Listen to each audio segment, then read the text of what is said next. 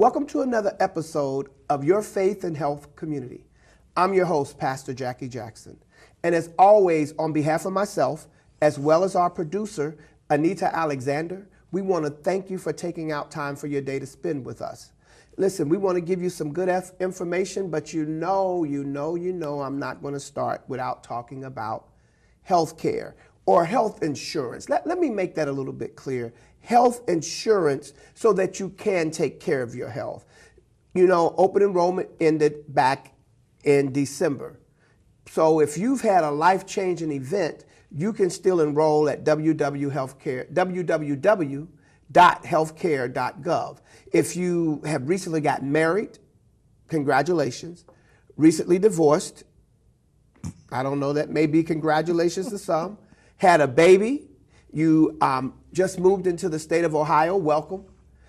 You've just recently been released from a correctional institution. You have a life-changing event and you can apply for health care. Now, if you're single and you have an income of $16,228 or less a year, that makes you eligible for Medicaid. You can't even go to the marketplace, but you can contact Job and Family Services in your city, or you can go to healthbenefits.gov and you can enroll in Medicaid. Medicaid is year-round open enrollment, so open enrollment never ends. As long as you meet the criteria, you can enroll in health care. So I'm going to move on. I'm not going to talk anymore about health care or health insurance. We have Jill Bowman with us. If you remember last week, Jill was here also with Michelle Mueller, a part of Moms Demand Action for Gun Sense in America. Welcome, Jill. Thank you. And so we're here. We just wanted to talk a little bit more about Moms Demand Action. So why don't you just tell us some more about Moms Demand?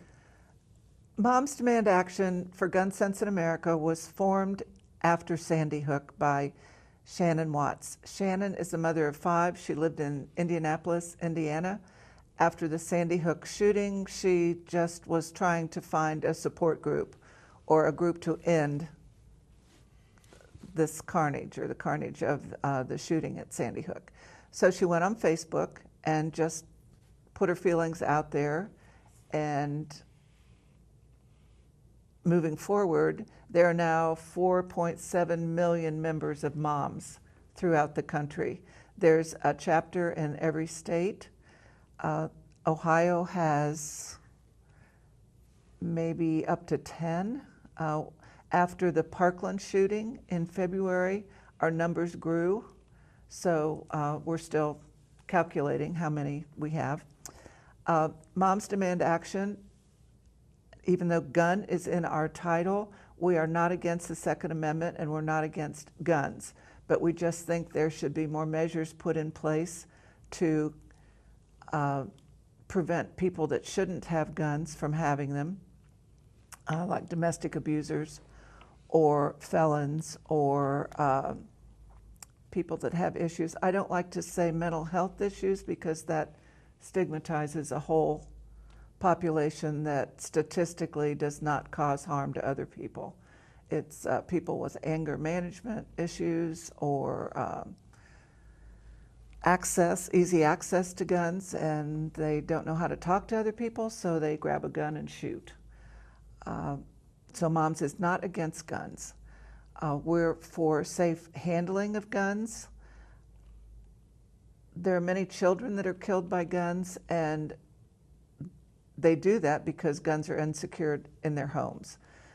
Parents think they have to have the gun accessible, or anybody thinks they have to have the gun accessible to defend themselves, so they leave it under a couch cushion or they leave it under a mattress or a bed, and kids find everything. So many of the 96 people that die a day are children finding unsecured guns. We have a program in Moms called Be Smart that addresses this. It's safe storage of guns, modeling safe behavior of guns, asking if your children go to a play date or go to a relative's house, you ask if they have guns. If they have guns, how are they stored? If they're not secured, if they're not locked up, if the ammunition isn't stored separately, you don't go to that house. You take your play date someplace else. The R of the Be Smart is risk. Teenagers are at high risk for suicide, and if there's a gun accessible, they're impulsive, and what is a big problem today, and they say no solution, they'll grab a gun.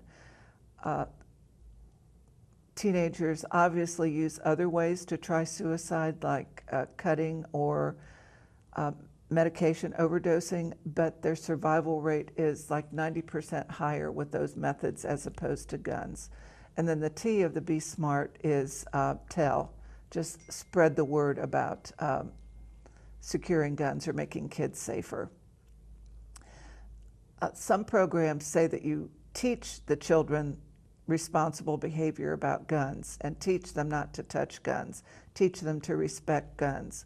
Children's brains aren't developed enough to assimilate that information, and they get with their group of friends, they see an unsecured gun, and they say, look what I learned, look what I can do. And they grab the gun and they shoot their peer. 2 to 4-year-olds tend to shoot themselves if they find a gun because they find it and they look down the barrel. Older children tend to shoot their peers because they're with a group when they find it. That's one of our mom's issues. You want to try to get weapons. There are lock boxes for your weapon. You know, I mean, if it's not a long gun, if it's a handgun, there's a lock box. It can fit under your bed. It can fit, right, depending on how big your drawer is and your nightstand. It can fit up in the closet. Come with combinations, and it makes it less accessible. Right, or biometrics. You just have to touch it with your finger or thumb, and it opens.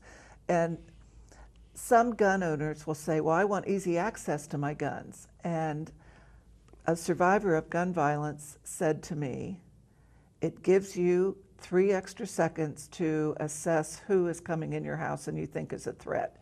It might be a relative coming over unannounced. It might be a visitor of your neighbors who got the wrong house. It might be somebody just asking for directions. So that extra time, the few seconds it takes to get a gun out of a lockbox prevents you from making a huge mistake. And a lot of people have guns in their homes when there really isn't much of a risk in their neighborhood. So statistically, there are more injuries from guns in your own home than there are from an outside threat. That's my phone. Another thing with moms, I lost my train of thought, oh no. Moms will take this program, the Be Smart program, out into the community, to churches, to neighborhoods, to clubs, and give the presentation. Okay. And you are, and actually, I don't know how I did this. I failed to mention in the beginning in your introduction that you are the outreach lead for Moms Demand Action. And being an outreach lead, and I know we talked a little bit about it last week, but in being an outreach lead, what does that entail? Outreach for moms. I know what outreach is for church, right? What is outreach for moms? Outreach is making the community aware of our organization and what we offer, and then also a vehicle for us to work within the community to help reduce violence in the neighborhoods. As an example of that, I have a list here. May not be in order of importance, but we work with the community outreach advocates that you're a part of by participating in picnics, helping shop for supplies for the picnics, arranging games or activities at the picnics, working with the neighborhood kids, and that also puts us in front of the police department because they help out at those things. And speaking of the police department, we work with their social workers who deal with homicide victims and survivors, and we collaborate with them with various picnics or outings. Or one of our outreach advocates works with the kids at Euler School, an underserved community. The one that's over in Lower Price Hill, right? Right, an underserved community. He goes to that school weekly. He knows the kids, they know him. There's respect there both ways. He takes them on field trips. Again, the advocates team will go with them. I've gone to a few. Some of the places they've gone to the police academy, and they've seen how police deal in the community. I went to one of those, and it was so interesting to watch the kids see police officers as human beings and see how quickly they have to make some of their decisions and why they make some of the decisions that they do. And that's not to say that the police do everything perfectly. It's just to give a better overview of what they do. And it helps the police see the kids as kids or human beings also. So that's a win-win. Another trip, they have gone to Morehead University, where one of the advocates is a graduate, and they're treated like royalty. They are taken to the football stadium, they're fed, they're just treated like kings and queens down there. It gives them a view of what they could be doing with their lives if they do well in school. And also another thing that for Duran, as you mentioned, Duran and I, we work together through the Office of Human Relations for the City of Cincinnati as community outreach advocates. He is giving, and I've had the opportunity to see the amazement, as you have, on the face. Some of these young people don't even realize or don't have college in their dreams because they didn't really think it was something that they could achieve. And so going to the colleges, going to the universities, going on campus, like you mentioned, mentioning the football team, even seeing what dorm life looks like. When we were at Morehead, we took some kids up, and they had the dorms that they just use to show. They're the show dorms. No one lives in them. And the kids going in and looking and seeing, and I believe this one was the suite where there were 2 on one side and 2 on the other, and just their faces lighting up, getting information, and seeing just the room, the dorm room, was kind of motivating to them. And then going to the bookstore and going to seeing the football team, but also from the academic standpoint, having the guides talk about the academics, the classes that they could take. One of the things I thought was really good in Louisville, in Louisville or Louisville, depending on how you say it, Tuesday, when we first got there and the tour guides took all the young people into the room to talk about college. And for them learning that, wait a minute, in college I can pick my classes and set my own schedule. Right. So for some of the children who never knew or didn't even think about dreaming to go to college, taking them on these trips, and that's something that I know, I sit and talk with Duran, and it's deep in his heart, taking them on these trips and giving them an opportunity to see something past their front door or past their community is really good. And I think moms, you representing moms, getting involved, because one of the things that I really like, and I mentioned to Duran this morning, is when we went to Golden Corral to eat after we had gone to the Louisville Slugger plant to watch them make baseball bats. You went to a number of tables and just sat down with the young people. And I was watching you do that and watching them to receive you. So even with moms, I guess the mother nature comes out in you, and you sat down with them, but still that concern for our youth and letting them know that, they know their family loves them, but letting them know that there are other people outside who loves them. We hope that as far as Mom's organization, which I'm a part of as well as Every Town for Gun Safety as a survivor fellow, that we never have to deal with them in the capacity of, or as a part of what our function is and what we're dealing with, but to be a part of them getting some education and looking at what a future could be. I think that's really great, and I really applaud Duran for his commitment over and over and over to making sure that these children see something outside of their own front door. Well, I think what's really neat about these trips is, first of all, we're in a big bus, and they have to learn how to conduct themselves in a bus. And there are male mentors there, plus a female school teacher, a young school teacher. You can tell she cares so much about the kids, and they, in turn, respect her. The coach that was there helping, would say, okay, earbuds out. Tommy.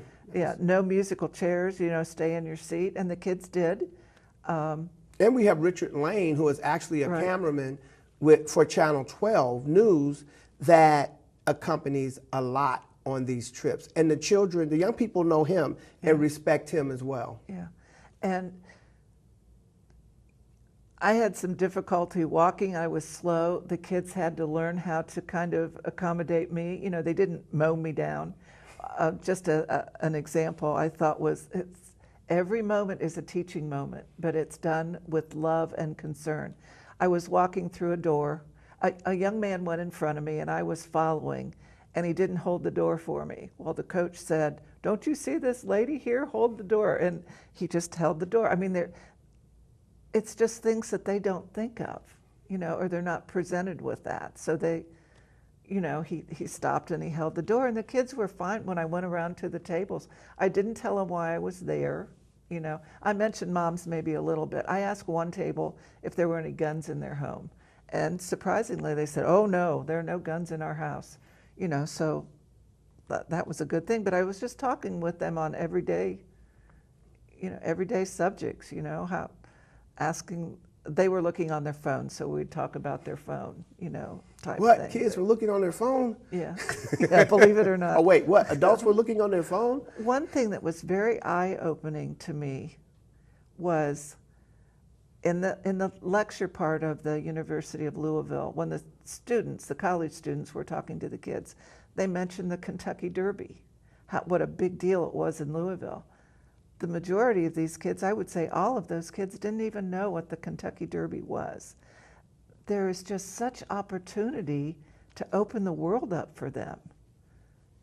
So that's what I really enjoy about. That's what Mom has offered me. Now, some people in Moms just want to get more members of Moms, but they also want us out in the community and dealing with diverse communities. And that's what I enjoy more than anything. And I would definitely say that Moms, they're making their mark in the inner city of Cincinnati, and the name is getting around more. People recognize, you're at marches, you are at funerals, you're visible, and you're not just there as window dressing. You're there, and you're bringing information, and you're bringing comfort, and you're talking to people, and that's what's really important. And also, I guess a part of your nature, because you were a nurse. I mean, you're retired now, but you were a nurse, right? Right. I worked full-time for 45 years. The majority of my career was spent in the emergency room, which I dearly loved, but it's for young people. It's not for older people. But one thing that got me involved in Moms is that I saw what gun violence, and just violence in particular, does to people and how it affects lives. You never want to be in a room telling a mother that her son or daughter didn't survive. It's the worst thing ever. And I don't think people understand that. They say, well, gun violence doesn't affect me. I live in the suburbs. Gun violence affects all of us, because the cost of medical care for a trauma victim or a gun violence victim is phenomenal. Even if they don't survive, there's still a huge cost. And many trauma patients don't have insurance. So the cost of that is picked up by the government, which is our taxes. So we are directly impacted by gun violence and the cost of gun violence. And then there's the ripple effect of gun violence. Even if somebody isn't killed and they survive, first of all, it affects their family, their friends, their neighborhoods. It also contributes to the cost because they need care for the rest of their lives, medical care, which is not cheap. So there's that aspect of gun violence. Plus, some people will say, well, these kids in the hood, they just don't have any respect. They have grown up with this. They have been so traumatized. They have PTSD at 5, and we just need resources to deal with that. So I'm just in the hood to tell the kids I care about them. Okay. And you know, having moms in the community is a really good thing. There are some other events coming up. Okay, so what events are coming up? It may be after. One in particular, Festival of Faith. That's June 24th at the Cintas Center. It's 1 to 5.